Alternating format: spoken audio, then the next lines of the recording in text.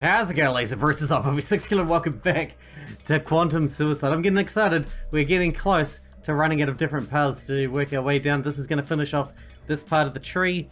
Hopefully we'll get ourselves another word. I think I've got 4 worked out. We definitely have 3.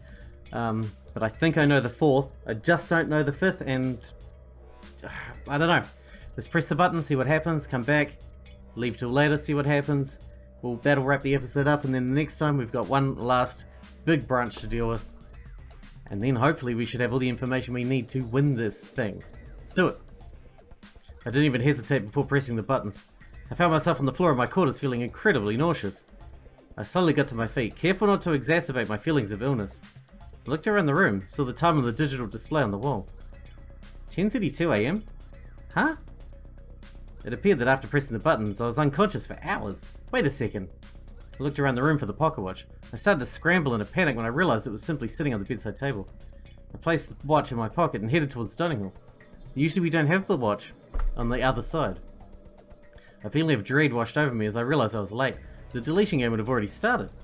I quickly sprinted towards the dining hall, without stopping for anyone or anything. All thought of the watch was clear out of my mind by that stage.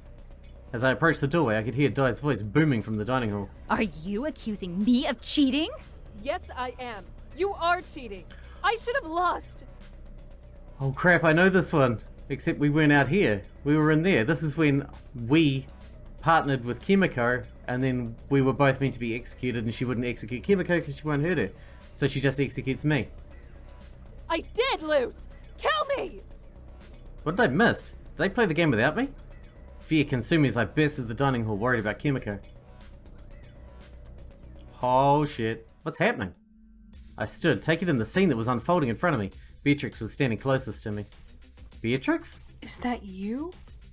You're alive? You're a girl? An attractive girl. Why, thank you. Wait, what? Of course I am. The girl part, that is. I tore my eyes away from Beatrix and scanned the room. My eyes settled on... Jordan? Yeah, and you are? Jordan. The pocket watch worked. This is great, we did it. Ah, we did it! I grabbed the hands of my male doppelganger and we jumped up and down gleefully in celebration of our breakthrough. Yeah? I hate to interrupt this moment you're having with yourself, but I have a job to do and, as such, I have to kill you. Well, one of you at least. Wait, we lost the game? Well, yeah, Kimiko and I were the vampires and we failed to create enough vampire babies. Wait, Kimiko will die as well. See? Even the girl knows I'm supposed to die too. I'm sorry, Capitan, but you won't be dying today. But I lost the game. It is in the rules. Wait, I don't understand. You want to die? If you were dying, then I want to die too. And I should. It is the rules. I thought back to the rules of vampire children. Wait, that's right. If this is a Bonnie and Clyde scenario, and you lost, both should die, right? Die? I looked over at Di, who seemed to be nervous for the first time ever. I don't remember saying that. But you did. What's wrong? Why do you want to kill the captain? That was never a rule. But it was. Look. The male version of myself pulled up an identical tablet to the one I owned and played the recording of Vampire Children video, and indeed, there it was. Why was Di lying? Here she was, clearly disregarding her own rules, plain as day. That means we don't have to do anything she says, because she can't kill us without killing the captain, as long as we stay together. Enough! I once had an ounce of respect for you, Di. At least you stuck to the rules before, but now... Di grew more furious with every word spoken. You will die now. Not before you kill me! The captain threw herself in anger at Di's projection, who flickered as Kimiko passed through her. Kimmy, please, let me die alone. I'd rather you live. I never want to experience a day without you. The captain and my male self embraced. I could see their tears mingling as they streamed down their tightly pressed cheeks. Sacrifice yourself to save the other me, I suppose. Let me die instead. Wait, what? I'm Jordan. Jordan's supposed to die. Let me die. Is that even allowed, Di? Well, they don't really train you for this scenario at the academy, so I'm going to have to make an executive decision. I figure if I do this, maybe that'll stop Kimiko from traveling between times murdering everybody. And? A death is a death. Woo! My heart sank as I realized I just signed my own death warrant. Jordan, I can't thank you enough. I will never forget your kindness. You have made me so happy. Your happiness is all I ever wanted, Kimmy. Kimiko was caught off guard by my usage of our intimate name for her, and she blushed deeply. Your dimension's version of me is a very lucky girl. I smiled fondly, picturing Kimmy sleeping carefree next to me. Ick, gross. Come on, it's time to kill you. Di was bouncing up and down on the spot impatiently. Alright. Thank you, Jordan. This gives me more time to solve that problem. His head nodded in Di's direction. I hope you have more luck than I did. I nodded at myself and turned back to Di. Alright, get on with it. Yay, goody. Di made an extravagant flourish, popping her wheel into existence. It's time to spin the wheel. Let me guess, airlock. That all too familiar wheel started spinning, but it didn't bother me. I was quite calm, knowing that I was saving myself. It was comforting in some strange way. And the winner is... Everything became a blur before shrinking to a single point and vanishing. Aw. I wanted to see how I died. Alright.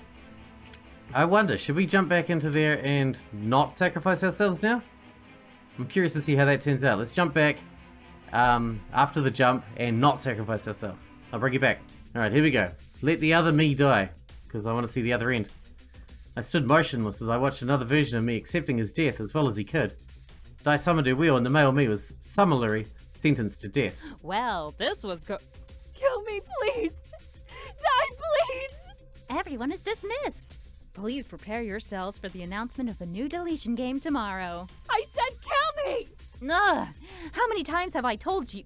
Stop breaking your own rules! This again. The others began silently filing out of the dining hall while the captain remained adamant about convincing Di to let her die. The captain knelt on the floor, sobbing uncontrollably. It's just now the three of us in the dining hall. Look, I'll let you in on a secret, okay? Because I like you. Kimiko lifted her head slowly, rivulets of salty tears converging at the tip of her chin. You're right. I can't kill you. What? When your delightful mother created me, I was given 2 directives. The first was to ensure that the mission was a success. I was stunned that Di was being so open, perhaps because she was flustered at being accused of breaking her own rules. And the second directive, which was to override the priority of the first directive without exception, was to ensure that my daughter lives. The mission's success plays second fiddle to your survival at all times, no matter the cost. That's why you're still killing people? Ding, ding, ding, ding! I surfaced when we no longer had sufficient resources to maintain the current headcount for the mission. But then I realized that we can actually run the mission with the skeleton crew and, better yet, it statistically increases the probability of you living out a full life. You are killing the crew so that I will live longer? The captain's internal conflict was palpable. My mother prioritized me over the success of the mission? I guess she did. Who would have thought? Kimiko and I both reeling at the revelation. The reason why Di killed was not simply resource related. Wow! I can't believe how good it feels to finally get this off my chest. The truth really does set you free. Kimiko was no longer listening to Di. Her attention turned to me. Her face was gaunt and pale. Jordan? Yes, Captain? Do you still have the pocket watch? Is it functional? I pulled out the pocket watch and saw that it was still lit up, just like this morning, albeit in a different reality. Yes, it is. May I please have a look at it? Of course. I handed the watch over to Kimiko, who inspected it, intrigued. And you said that this button activates it? The captain indicated to the button on the top. I nodded in response, but I've no understanding how to control its destination. Oh? What have we got here? Di was now peering over the captain's shoulder with interest. Thank you. You have been an integral part of this mission. My cheeks glowed with embarrassment. Well, thanks, Captain. Di, lock down the dining hall. The captain spun on her heels and left the room. Aye, aye, Captain. So this is the crazy one. Dining hall now in lockdown. She's going to take the watch and start murdering. Di appeared on the other side of the dining hall, along with the captain. I could just hear their conversation through the door. Now what, Capitan? Suck all the air out of the room? You cannot kill me, correct? Correct. Will you stop me from killing others? Rather, would you kill at my command? Oh, Captain, I thought you'd never ask. You've got me weak at the knees here. Very well. Could you do me a favor and clean up the dining hall for me? With pleasure, Captain. Disinfection cycle in the dining hall will commence. No, Captain, please. Di appeared in the dining hall with me. She seemed honestly sad. Sorry. Are you really? The dining hall's warning lights and klaxon activated, and I felt the temperature in the room rise rapidly. It might be hard to believe, but yeah, kinda. I actually have a soft spot for you, but you heard the captain. I can't override a direct order. Then none of this game has to happen except because the captain's a loony. Di shrugged non-committally, as the effort it took to draw breath increased. I'd like to stay with you as you die, though. I don't really have a choice in the matter. I couldn't make you leave even if I wanted. Do you want me to leave? I thought about it for a moment.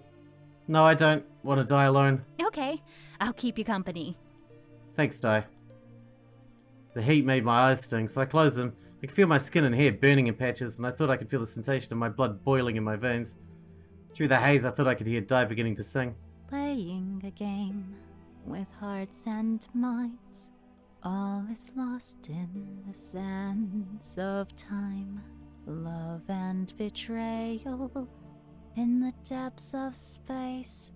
Quantum movements take their shape. Suicide by hanging on hopes and doubts. We are deleted. Alrighty. Good. Well, we can jump back in. This time not jump. I don't think that's going to end with... Oh, we didn't even get here still. What the hell? Alright, well... We'll jump back into chapter 3 and we won't jump, and then we'll see where this big string goes.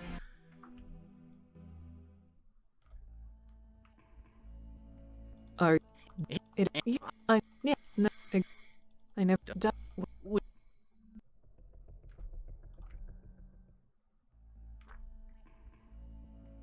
My father. Yeah. No. It.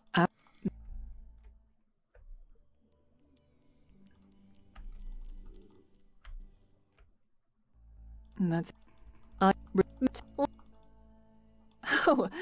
thank goodness.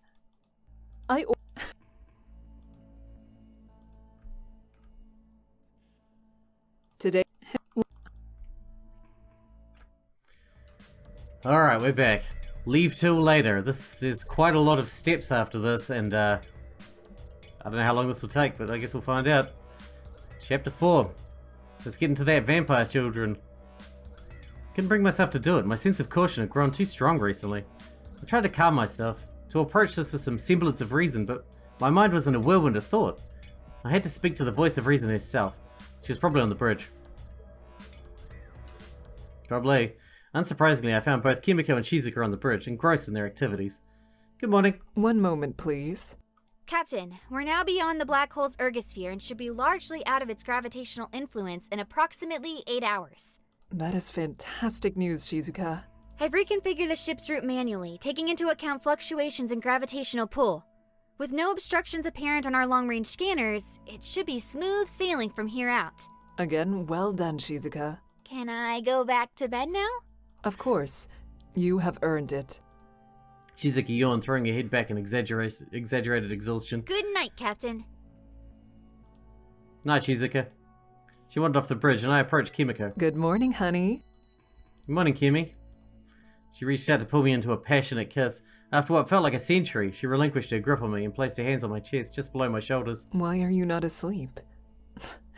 Do you miss me too much? Kimiko beamed. Actually, I came to seek your professional counsel. Oh? I removed the watch from my pocket, proffering it to Kimiko. She regarded it with awe as it sat in her hands, softly glowing. So it works? I don't know, I haven't pressed any buttons since the lights turned on.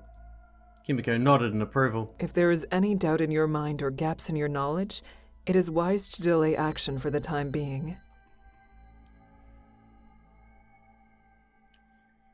What do you suggest I do? Kimiko's forehead screwed up in thought. Nothing. What? You have already had the opportunity to do something, and you have also chosen to do nothing. I did nothing because I didn't know what to do. And do you know what to do now? Well, no. You haven't exactly given me any guidance. Would you prefer I pander to you? No. Just like you, I am not sure what the correct course of action here would be, and so I would not press the button. How about we set some rules? Rules I'm not following, sorry. The pocket watch is currently active, but we are not going to press the button. But perhaps if the right conditions were met, we should. I see. Starting to see what you're getting at. If one of us loses the deletion game today, that person should press the button before the execution, Okay. in the hopes that it will save us. I nod in agreement. Until we are face to face with certain death, I am not willing to risk you, to risk us. And if it doesn't do anything? Then I am thankful for the night we spent in each other's arms, and will die a happy woman. I smiled. The image of the night before is still fresh in my mind. From the look on your face, you will be dying a happy woman too. I was still in shock at how forward she was now that there was nothing between us anymore. Moments later, Kimiko transitioned back to the role of stern captain. The game will be occurring later today. It would be best that you rest up beforehand.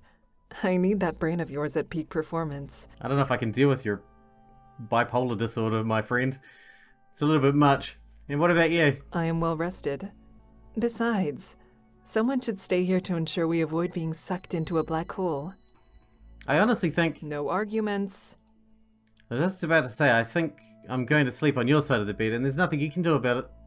I stuck my tongue out at Kimiko playfully, and then turned to run before she could react. Kimiko's room was much like mine. The only difference was that she had the luxury of an adjoining ensuite. Must be nice not having to leave your room to take a shower. I slid onto her side of the bed, smiling as if taking part as something devious before slipping the pocket watch into the bedside table drawer. The pillow next to my head smelled like Kimiko, a sweet mix of vanilla and strawberries. I inhaled deeply, savoring the moment. Hey! Huh? Di, is that you? Wake up, boring sleepyhead. Di sat cross-legged at the end of the bed, looking mid-tantrum. What time is it? Time for you to be awake! Fine then. So, do you want to hear what I have to say or not? Nope. I didn't really want to hear anything. That's why I'm here in my room with the door locked. Your room, eh? Take a look around you. I scoffed for a second before catching myself and realizing that I was still in the captain's bed. I sat bolt upright immediately, face blazing hot. I already went to your quarters to wake you up after my PA announcement, but believe it or not, you weren't there. The captain then hinted to me that you might be here, after I assigned her role for today's game. Fine, you caught me. I slept here last night. Di gave me a big thumbs up. Well done. Well done for what? Betting the captain, of course. Di cackled silently at the combination of outrage and embarrassment on my face. What? Don't be so upset. I'm congratulating you. You've been where few dare to venture. I can imagine. What are you implying? You aimed high, despite the obvious risk to your physical health. I respect that. Di, can you tell me what you want? I'm here to tell you your role in the next round of the Deletion Game, Vampire Children. And Sorry, but you lost out this time. that means I'm the vampire? I said you lost. So I'm not the vampire. Yup, sucks to be you. Or rather, soon to be sucking on you. Good one, Di. Di pretended to pat the top of my head. I know it was. My programming means that my witty responses are in the top 0.01% of high-quality retorts. Well, I don't want to call you a liar, but I think you're full of shit. Now, I have better things to do than talk to you any further. Yeah, I can imagine. Thanks. Good day to you. Di disappeared from the end of the bed. Her voice came over the loudspeaker a second later. Thank you all for your cooperation. You are now free to pass the time as you please. The game will commence in 2 hours. Good luck! 2 hours before execution, more like. I wasn't worried as I normally would be, though, knowing that our trump card lay there safe at the bedside table. Kimiko burst into the room. Jordan, what is it? I am the vampire.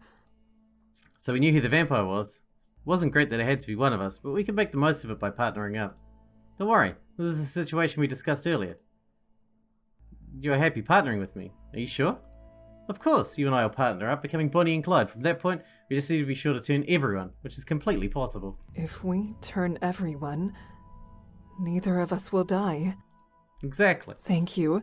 Thank you for not giving up on me. Kimiko held onto my hands tightly. We can win, I promise. Kimiko nodded, pulling herself out of my embrace. I still have some business I need to attend to on the bridge before the game begins. Cool. In the meantime, go and use my shower to relax. I will return shortly. I'll be here. We exchanged clandestine smiles as she left. A shower. I'm far more excited about this than I should be.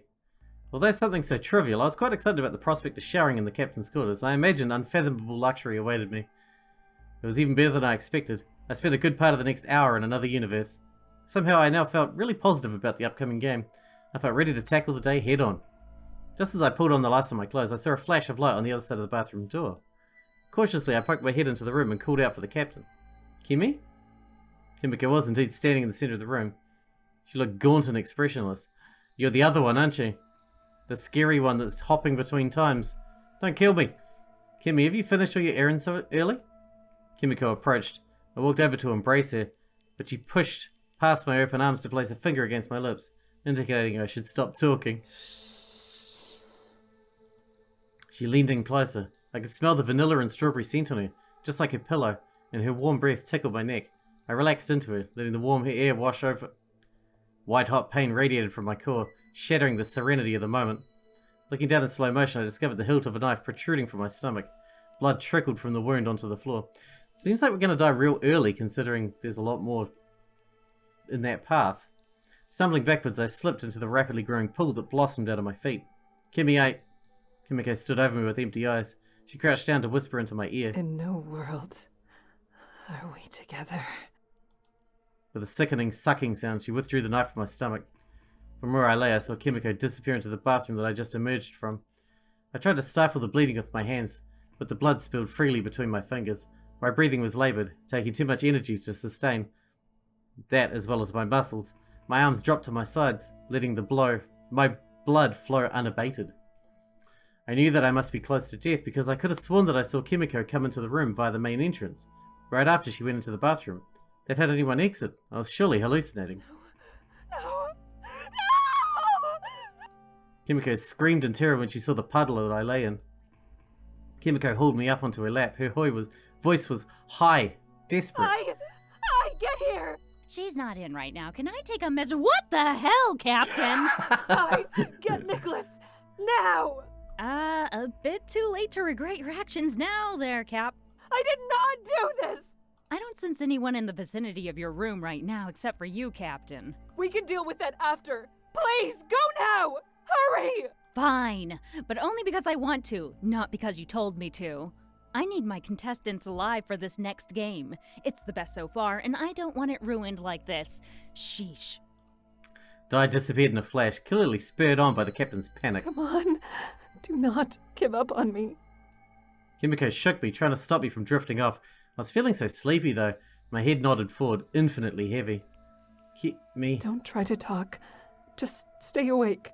Nicholas will be here shortly. This is merely a flesh wound. Her reassurance made me feel better, even though I felt like floating off more than ever. I saw a glint of steel flash behind her. I couldn't react, my body was so heavy. Kimi, behind. My words of warning never made it past my lips. I couldn't move a muscle to save her, even though she was easily within arm's reach. The approaching wave of darkness washed over me, blissful and cold. Oh dear. Well, let's have a look at our timeline then. Where are we at? Girl, please.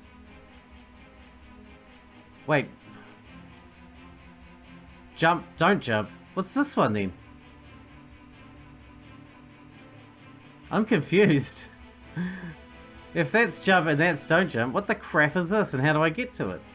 Oh my god. I don't know. I'm a little bit worried now. Just like this one. What is this one? Jump, don't jump. But we didn't get to the override code.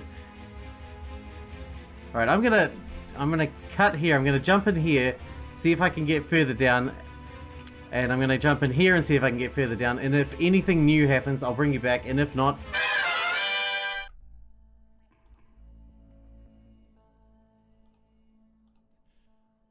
You would rather I lose alone? Well, that's different. I'm sorry, but I just have too much left to do here, and I don't want to risk losing everything just for this. Kimiko nodded slowly as she digested my words. I understand. Thank you, Kimiko. She flinched in reaction to hearing her full name from my lips after I had made my promise. I knew I'd betrayed her, but I couldn't risk dying and leaving the rest of the crew with little to no hope of ever escaping the predicament. Kimiko stood up and her gaze lingered on my face for a moment before turning and leaving without saying another word. Not long after her departure, we were summoned to the dining hall. I just didn't partner with her. I found the whole crew was already there, waiting outside in the hallway, speaking in hushed voices among themselves. Welcome, welcome. Today's the day you all become proud parents, or the undead.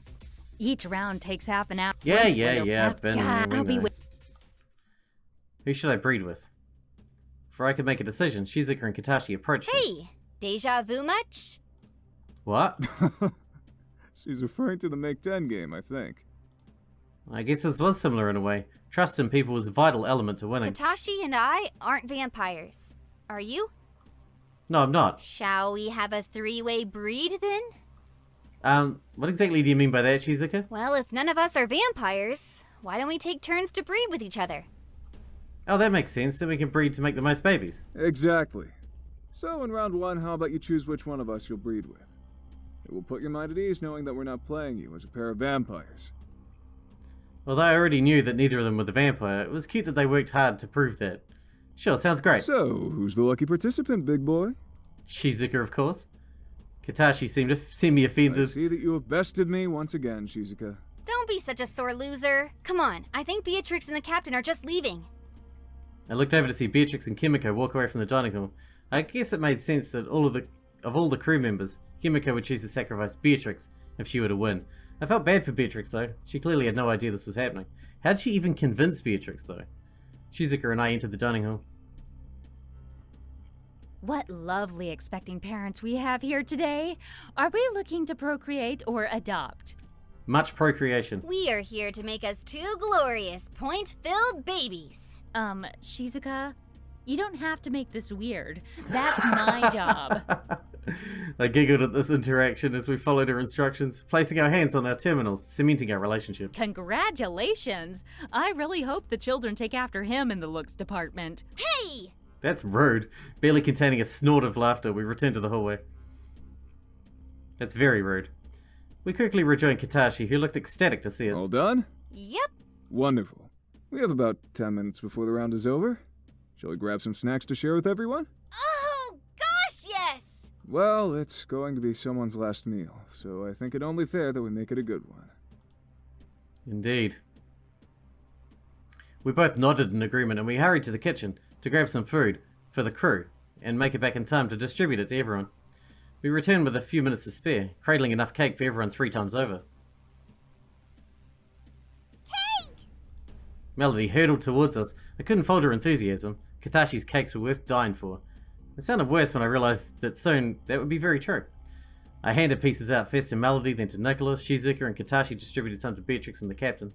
Did you breed this round, Nicholas? Oh, yes. I went with Melody. Beatrix and I had to be sure that we could protect her. We opted to not breed together in the first round, just in case. The unfairness of the situation wasn't lost on me. The Vogels were trying their best to protect Melody, and yet they were the ones being thrown under the bus by the captain.